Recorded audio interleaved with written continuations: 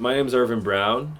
I was born in Freeport, Grand Bahama. Actually, was not born in Nassau. I moved to Nassau when I was really young. Attended St. Anne's School. My mother is actually a St. Lucian immigrant to the Bahamas. My father is a Bahamian, born in Miguana, out in the Family Islands, and I spent most of my time in the Bahamas until I was 16. When I was 16, I went to UWC USA in New Mexico, and actually got my first start in music. I've always had an interest in music. I wrote my first song when I was 13, and I was composing music in the Bahamas. Um, Learned to play the alto saxophone, played piano, and all this stuff. But I got into this studio for the first time at UWC USA down there in New Mexico, and made a horrible track called "Bounce with Me," and I performed it on stage at one point, and made a lot of really bad music. But I think the one lesson I learned while I was there was to always have fun while you're doing this, and to enjoy the process, to enjoy the hits and to enjoy the stinkers, and always stay true to yourself. I think that's a big part of me, and what I do with my art, and what I try to put into my art is a little piece of myself, and to not only let that art come from me, but also to let the art develop me as a musician, as a person, as a friend, as a family member, everything. We have this great connection, me and music, and no matter where I go, it always moves with me. In the Bahamas, actually, I was listening to a lot of I as a kid, I was listening to a lot of Ronnie Butler, a lot of KB as Bahamian artists. KB is one of my favorite Bahamian artists ever, and I love his ability to tell stories. Storytelling is a huge part of Bahamian culture, both formally and informally. We're all great storytellers. We're all able to spin a tale out of nothing, and something as simple as a little debate can turn into this huge debacle that spreads throughout the islands, and and everybody knows about it, and your family's calling you back on WhatsApp and sending all these group messages. Like, so that's something that's inherent to Bahamian culture, and KB, I think, through music, is one of the best artists at it, and of course the great Ronnie Butler.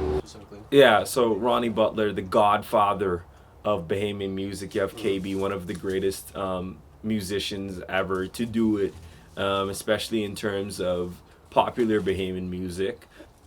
Those two, I would say, in terms of national artists, are two of my biggest influences. Actually, in terms of non-national artists, Elton John was actually huge in terms of my musical development.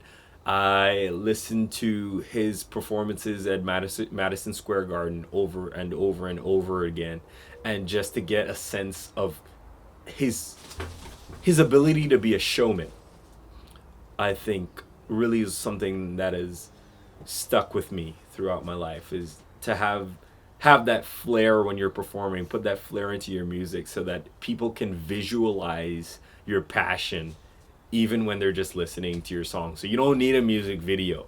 Your music in and of itself makes people create their own music video in their heads. When I get up on that stage, I remember the first time I took stage, back there at UWC, before I was ever in Idaho, before I met Kyle, before this Tropico stuff took off. Back there at UWC, the first time I performed on stage, man, and you're thinking, man, what happens if I screw this up? What happens if something goes wrong? What happens if I forget the lyrics?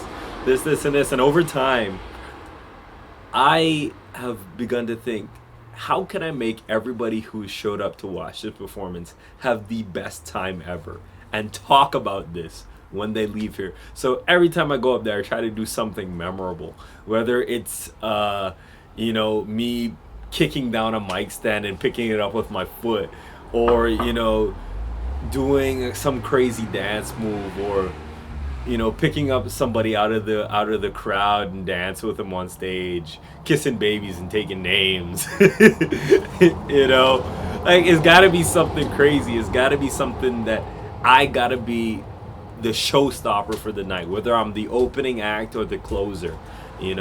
I want to be the artist that people are talking about and telling everybody else, hey, step your game up, hey, top that, and enhancing the show, and enhancing and supporting the show and being somebody that's talked about, you know.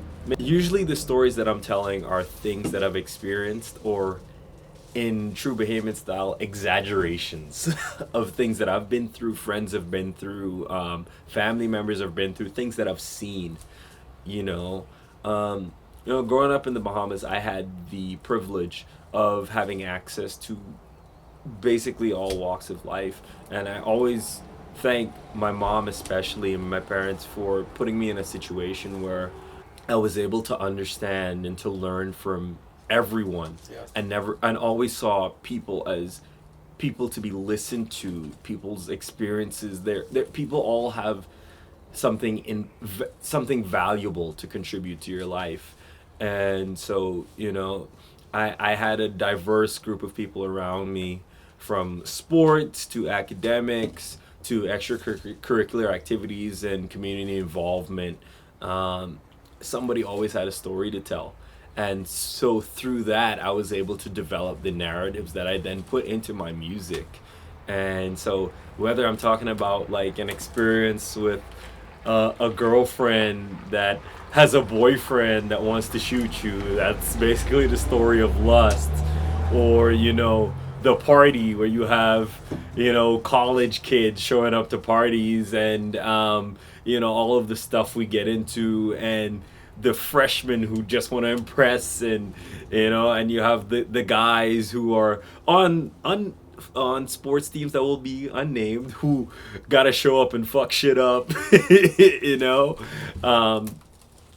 And I take all of those things and just create these visuals, create these narratives that people can relate to. And you can say, hey, that's a real thing. That's a real thing that I've been through, or that's a real thing I've seen happen, and stuff like that.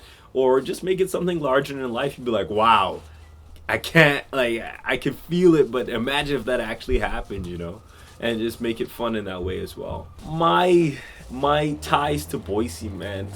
Boise has been instrumental, once again, to, just like music, to my growth as a person, to my growth as a musician.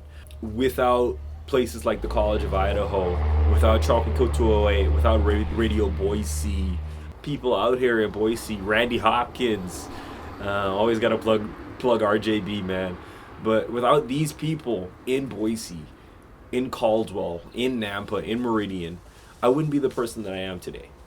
I think being out here just showed, you really gotta look some places. There are gems. It's just like in the gems, there are gems that you really gotta go. You gotta go looking for sometimes. Like people, like the refugee community that we have out here. Where I've developed some of the greatest of friends. Dio Ayodele down there at Global Lounge, who's been a great friend to me. People, I've never been showed more love than out here in Idaho. And Idaho, we've had to work through our difficulties. We have we go at loggerheads with some of the things that go on out here, but there's still something about this place that always brings me back. And Treefort, I think, working with Eric Gilbert, I mean, Eric's an amazing person, and I love what he does out here with Treefort. And it's just a festival, I think, where you just really get to come and be your authentic self, no matter who you are. And that's a treasure. That's something that can't be beat. That's invaluable to me. And so for me to come out here and this be my first time that I'm officially Irvin Brown, is an act that is officially on the roster, I mean, that can't be beat for me. And I that's something I take to heart, and that means a lot to me as an artist, And it means a lot to me to also have the Bahamas, when you go on my artist profile, for the Bahamas to be one of the first things that you see about me.